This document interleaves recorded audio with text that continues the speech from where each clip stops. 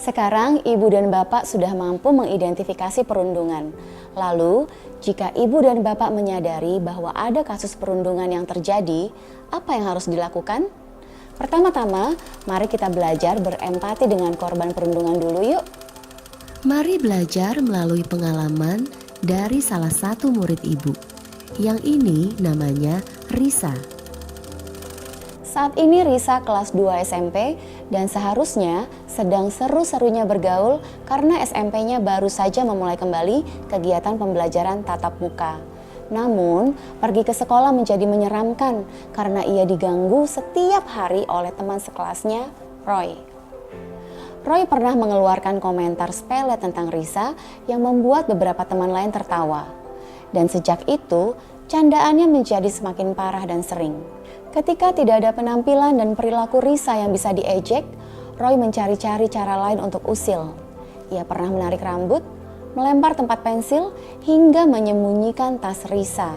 Pokoknya, Roy melakukan apa saja agar Risa merasa tidak nyaman.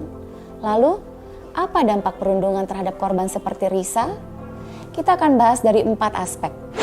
Dampak emosional dan mental, dampak fisik, dampak sosial, dan dampak akademis. Pada umumnya, korban perundungan merasa malu dan atau kesal atas pengalamannya. Perasaan-perasaan negatif kemudian membuat korban tidak berdaya dan bisa mempengaruhi kesehatan mental korban. Entah korban menjadi stres, depresi, atau bahkan berkeinginan untuk mengakhiri hidupnya. Misalnya dalam kasus Risa, ia merasa kesal atas perundungan yang dilakukan Roy. Ia juga merasa cemas serta tak dapat melakukan apa-apa karena ia harus selalu mengantisipasi gangguan-gangguan dari Roy setiap hari. Dalam kegiatan belajar mengajar, ibu dan bapak bisa membantu dengan memastikan bahwa korban seperti Risa bisa merasa aman dan pelaku seperti Roy tidak mendapatkan kesempatan untuk melakukan perundungan. Bagaimana dengan dampak fisik? Mari kita lihat dari pengalaman Malik, murid ibu beberapa tahun lalu yang pernah dirundung kakak kelasnya. Malik menjadi sangat mudah lelah. Jika dulu ia bisa sering jalan-jalan sepulang sekolah dan di akhir pekan, sekarang ia lebih memilih untuk tidur. Staminanya menurun karena kondisi mental yang kurang fit dan semua energi sudah dipakai Malik untuk menghadapi pelaku perundungan di sekolah setiap harinya. Dampak fisik perundungan terhadap korban memang bisa beragam. Selain kelelahan seperti Malik, korban bisa merasakan sakit kepala, gangguan pencernaan, perubahan berat badan, hingga sakit otot karena kondisi mental yang menurun.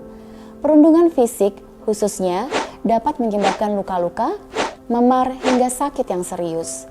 Karena dampak fisik merupakan dampak yang paling kasat mata, kita harus membiasakan diri untuk peka terhadap kondisi fisik murid ya. Dengan segala kondisi ini, tentu kehidupan sosial korban perundungan juga sangat terdampak. Dari pengalamannya si Putra yang dulu periang, ia jadi seperti orang lain setelah mengalami perundungan loh. Sejumlah studi menemukan bahwa korban perundungan cenderung menarik diri dari orang-orang sekitarnya dan mengalami kecemasan ketika berinteraksi dengan orang lain. Hubungan sosial yang sehat dengan keluarga dan teman-teman akhirnya sulit didapatkan Putra yang kini mudah lelah dan menarik diri. Dalam situasi seperti ini, kita bisa mengutamakan pendekatan personal terlebih dahulu dengan korban. Dulu, ibu berusaha untuk membuat Putra nyaman sehingga bisa bercerita mengenai masalahnya. Ibu juga memastikan atau memvalidasi perasaan Putra atas perundungan yang ia alami.